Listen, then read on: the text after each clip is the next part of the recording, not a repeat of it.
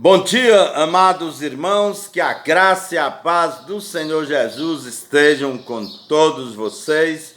Ontem nosso devocional foi no Salmo 91. Hoje eu convido você a abrir sua Bíblia para o Salmo 115, para termos esse devocional nesta manhã com o tema O Único Deus Verdadeiro. Vamos ler então o Salmo, eu vou ler, os irmãos acompanham em suas Bíblias. Não a nós, Senhor, nenhuma glória a nós, mas sim ao teu nome, por teu amor e por tua fidelidade.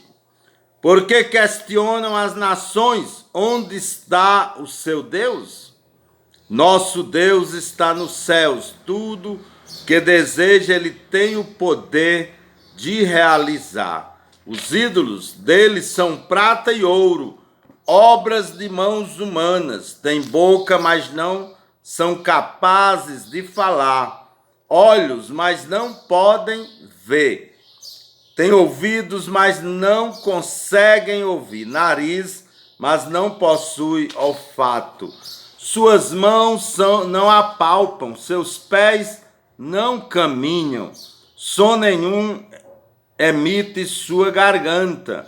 Sejam como eles quem os fabrica e todos os que nele depositam confiança. Confia no Senhor, ó Israel, ele é o seu auxílio, seu escudo. Confiai no Senhor, ó casa de Arão, ele é o seu socorro e a sua proteção. Vós que temeis o Senhor, confiai no Senhor, ele é o seu amparo e segurança. Certo dia, visitando um irmão que estava doente num dos hospitais aqui da nossa região, passando num dos corredores, tinha uma Bíblia aberta no Salmo 91. Eu então, ao passei ali algumas páginas daquela Bíblia e deixei aberta e marquei com a fita no Salmo 115. Quando eu voltei, estava novamente a Bíblia aberta e com a fita no Salmo 91. Eu tornei a passar algumas páginas e deixei aberto no Salmo 115.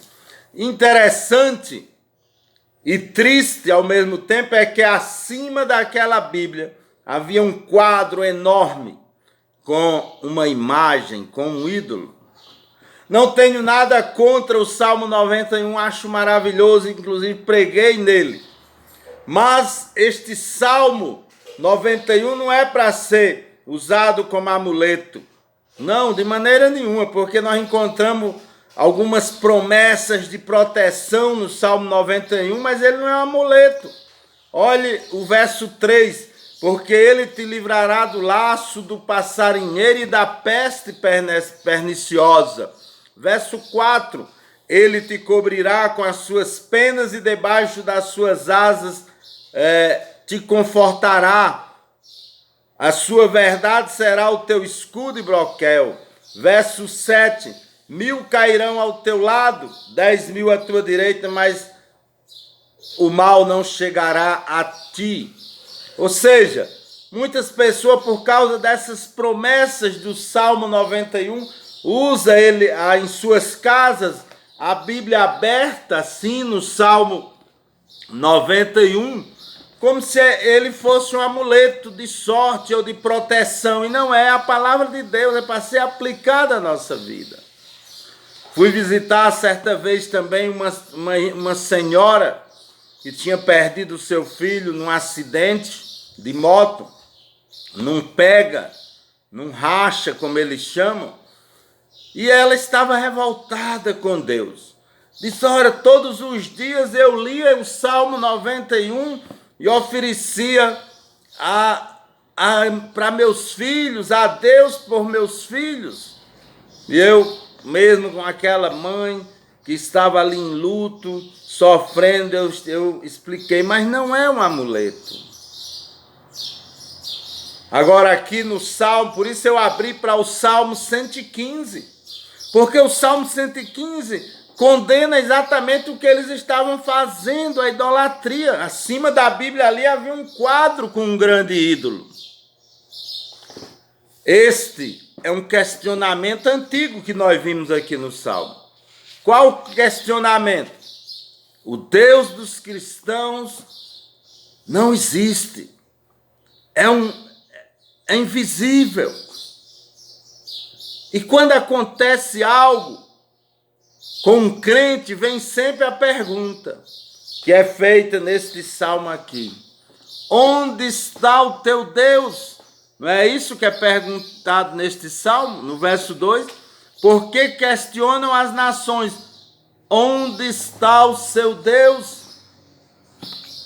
Depois do 11 de setembro, vieram muito desses questionamentos. Onde está o teu Deus? O Salmo 79, verso 10 diz: porque diriam os gentios, onde está o seu Deus? Seja ele conhecido entre os gentios, a nossa vista pela vingança do sangue dos teus servos que foi derramado. Miqueias 7,10: e a minha inimiga verá isso e cobri-la-á de vergonha, que me diz: onde está o Senhor teu Deus? Ou seja, sempre há esse questionamento: onde está o Deus dos crentes? Principalmente quando acontece algo desagradável. O nosso Deus, o único Deus verdadeiro, que é o tema desse devocional, o único Deus verdadeiro, é invisível, mas é todo poderoso, sensível e imutável. Os ídolos são bem visíveis, é verdade. Um ídolo é bem visível. É feito de papel, de pedra ou de outro metal qualquer. Mas são absolutamente destituídos de poder real e de comunicação. É interessante aquele diálogo que Elias teve com os profetas de Baal. Fizeram os altares, colocaram os novilhos, e os profetas de Baal iam clamar para que Baal respondesse com fogo, depois seria Elias. E diz ali que já ao meio-dia não havia resposta nenhuma, os profetas de Baal clamavam. Sabe o que Elias diz? Veja aí, 1 Reis 18, 27 a 29 e 29. E sucedeu que ao meio-dia Elias zombava deles e dizia: clamar em altas vozes, porque ele é um Deus, pode ser que esteja falando, que esteja viajando, ou que esteja dormindo e despertará. Ou seja, Elias estava zombando, que sabia que Baal era um ídolo e não ouvia.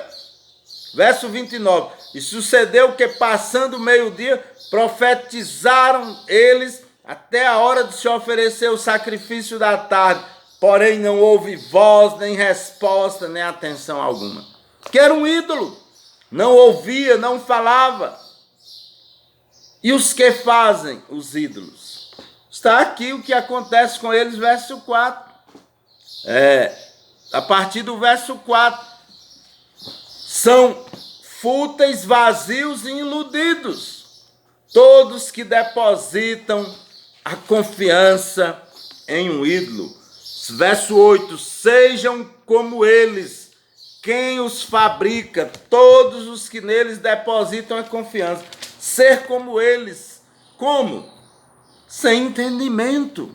Quem adora um ídolo é sem entendimento algum, da maneira que os ídolos não ouvem, não falam, não sentem cheiro, não caminham, são sem entendimento, assim se tornam todos aqueles que os fabricam, que os fazem e que os adoram. Só devemos confiar absolutamente em Deus, o Criador. Salmo 135, verso 15. Os ídolos dos gentios são prata e ouro, obra de mãos de homens. O pior é que, para terem qualquer manifestação, para que um ídolo tenha qualquer manifestação, precisa da ajuda de demônios ou do próprio ser humano. Já viu como os ídolos saem às ruas? Nos braços ou nos ombros das pessoas. Tem uma história triste, interessante, que aconteceu nos anos 80, próximo ali dos anos 90, aqui em Juazeiro. O Seminário Batista sempre fez a evangelização aos romeiros, naquele período de final de outubro, começo de novembro, e estava sendo feito ali o evangelismo aos romeiros, as igrejas ajudavam, e uma senhora com uma imagem, um ídolo, foi atravessar a rua São Paulo, caiu, quebrou, que ela era de gesso, e uma ponta do gesso, uma parte daquela estátua, daquele ídolo, entrou na sua coxa fazendo um grande corte. Quem socorreu essa mulher foi o missionário Tomé Wilson, levando para o hospital, na época o Hospital São Lucas. Veja o que o ídolo fez por aquela mulher, feriu, e mais nada, porque não pode fazer mais nada. Esse salmo que acabamos de ler, o 115, enfatiza o convite para confiarmos somente e plenamente no Senhor Deus, Criador e sustentador do universo e do homem. Jamais devemos temer os ídolos ou qualquer tipo de superstição. Sal grosso, tem até algumas igrejas ditas evangélicas com isso agora. Sal grosso só serve para temperar churrasco, a carne. Pé de coelho só serve para o coelho, se tiver lá no coelho. Se arrancar, não serve para mais nada. Pinhão roxo só serve para colocar nódoas na roupa. Não plante nem isso em suas casas. Mão de figa só serve para ilustrar e representar aqueles que são avarentos e miseráveis. Levantar com o pé direito sempre, só se o esquerdo estiver machucado, senão não tem nada a ver.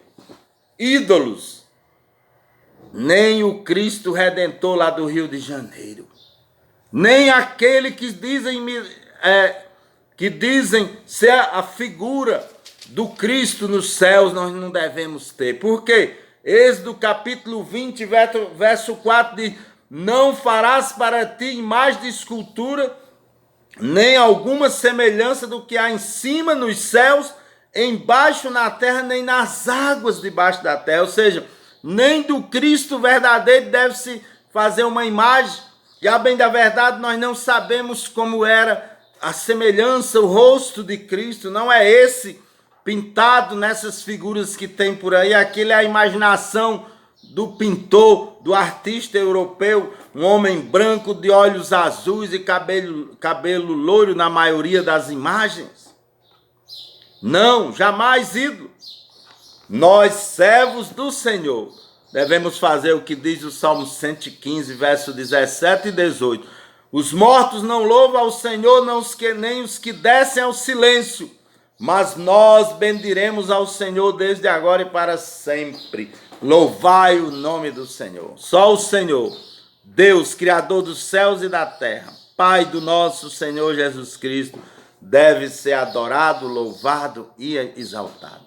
Nada de superstições ou de idolatria, porque quem adora, quem faz um ídolo se torna semelhante a ele sem entendimento. Vamos orar a este Deus que ouve e que responde às nossas orações, que tem todo o poder. Santo e eterno Deus, Pai amado, te agradecemos porque adoramos a Ti, o único Deus verdadeiro, que tem todo o poder, que é sensível aos nossos sofrimentos, às nossas necessidades. Nos conduz, ó Pai Santo, nesses tempos difíceis.